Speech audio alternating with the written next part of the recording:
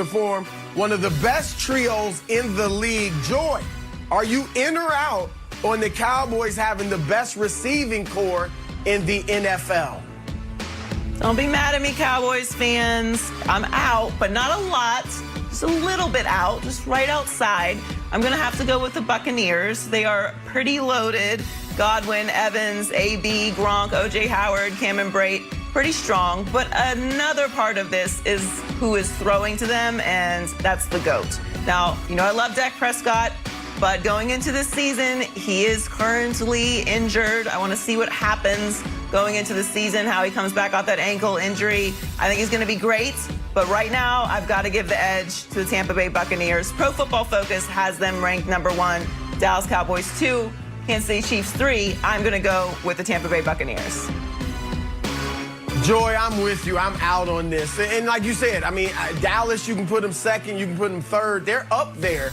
But you got to go with Tampa Bay. You didn't even mention Gronk, Joy, or even Scotty Miller, the burner. You know, Tyler Johnson, the 5th receiver on that team, who really had a nice little rookie season.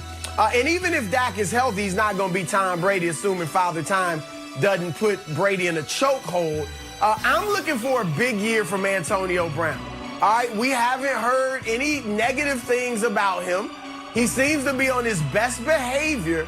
He's going to have a full season with the Buccaneers. And remember, he is playing to secure the bag at some point in the future. He left a lot of money on the table with all of that crazy behavior a few years ago. Now the bag is in his sights. I think AB is going to be fantastic, LeVar. I'm not out. I'm just not in. So I don't know how that works out. Listen, we all know that Tampa Bay is the best receiving core in pro football right now. But I'll give you guys another one. Like Pro Football Focus, I get it. Great people do great work, use the data and all that. All right. Cleveland. Go look at Cleveland. Talent-wise, I don't know that anybody has more talent on their roster at the receiver's position than Cleveland does. You get Odell back. You got Juice Landry on that team. You got Higgins. You got Rashard Higgins. You have a few guys. Donovan Peoples-Jones is on that team. Anthony Schwartz, watch for him because he's one of those guys. He can play. He's coming into his own. He's a burner. They have a ton of depth at that position. And listen, we're saying receivers. If I'm going to who's throwing the ball, of course we need to see, you know, Baker take that next step into, is he going to be that bona fide franchise quarterback? But don't sleep on the talent and the playmaking ability of what the Cleveland Browns have. Now, with that being said, when you look at this Dallas receiving core, I think that they are right there with the Cleveland Browns in terms of what their potential is and what they can get done. Amari Cooper has proven to be that guy, but he fights injuries at times. We still don't know what CeeDee Lamb is going to be. We know that he is a budding star in this league. He had a great year last year as a rookie, but we still have to wait and see what he is going to end up being. And then you got, obviously, who's my third receiver? What's the third receiver? I'm for Gallup. You got Gallup out there. And Gallup has been the Alvin Harper to Amari Cooper being the Michael Irving of this receiving core. Sorry, Gallup, that I blanked on your name for 2 seconds. But yeah, I think that this is a really, really fine receiving core. And based off of potential, they should be in the conversation. But I still think we got to wait and see a little bit more in terms of if we're going to crown them best in the league. So that's why I'm not in, but I'm not all the way out either.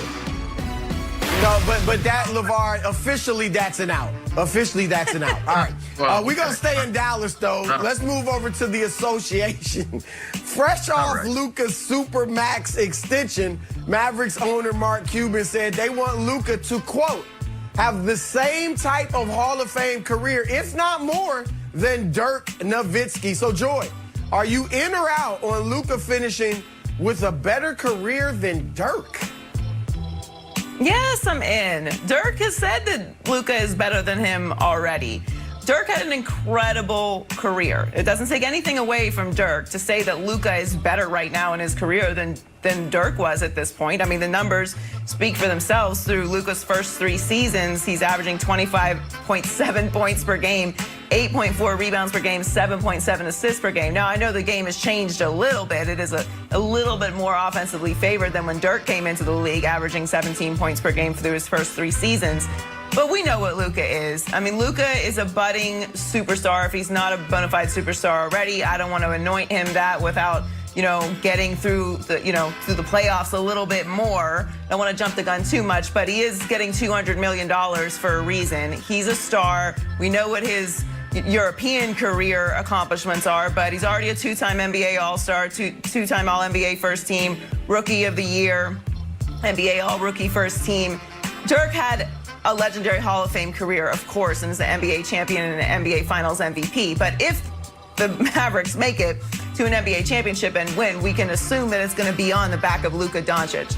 I think that he has the potential to definitely win a championship, if not multiple championships. He's on a Hall of Fame projection already. Don't think that's premature to say either. He's going to continue evolving in this game. Whether or not he's going to have the career that Dirk had rests solely at the feet of the Dallas Mavericks, because we know what Luka has the potential to do already and how his game is already improving. So this is really on the Mavericks if they want him to have a better career than Dirk Nowitzki. Yeah, I'm with you, Joy. I am so in on this. All right, Luka's the man, and this to take nothing away from Dirk. Dirk is one of the greatest players we've ever seen. Dirk will get some credit for changing the game, right? He was one of those first bigs, 7-footers to play out on the perimeter. And he has one of the greatest championships we can think of, right? He beat the Big 3 in Miami without a second star. Jason Kidd was old and a role player by that time. So Dirk had a fabulous career, but Luka's better. Luka is the elite of the elite. All right, and some of this is because back in the day, guys entered the league older, right? But you can make an argument that at 20, 21, 22 years old, we haven't seen many better than Luka. All right, Michael Jordan, LeBron James, Magic Johnson. Luka's done a lot of what those guys have done. And you brought up his regular season stats, Joy. In the playoffs, it's 33 points, 10 assists, and 8 rebounds a game. And remember, all 13 of his playoff games have been against the Clippers. So he's put up those numbers against Kawhi Leonard and Paul George. This dude's the truth and still got room to grow. Got to improve as a free throw shooter. Got to improve as a three-point shooter.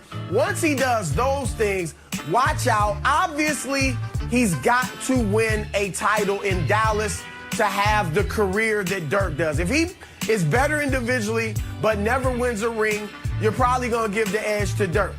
But if he gets one ring, it's not going to be close. And I think he can get more rings, LeVar. So I'm totally in on Luka. I mean, listen, I hate to rain on the parade here and bring a bucket of water and pour it on y'all's fire for this Luka guy. But I am. Listen, all the potential is great, but I'm out, and for the simple fact that dope players can be dope players. That doesn't necessarily mean that they're going to have the better career. You know what I mean? Like it's great that he's accomplishing what he's accomplishing. It's great that he's got the type of stat line that he has. That's wonderful. And when you're Dirk Nowitzki, you can say he's better than me. You know why? Because you've already done it. I mean, I wasn't the greatest in the NFL, but I'll say this.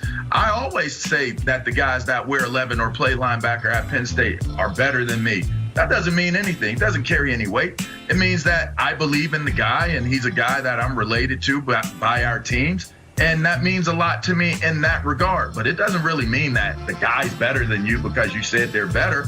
Like, to me, he has a whole lot to do, a whole lot to prove. And, Joy, you hit it on the head.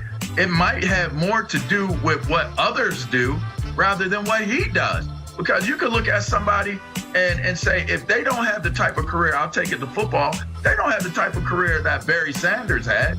You're not going to sit there and put him in the greats of the greats if they don't win a championship.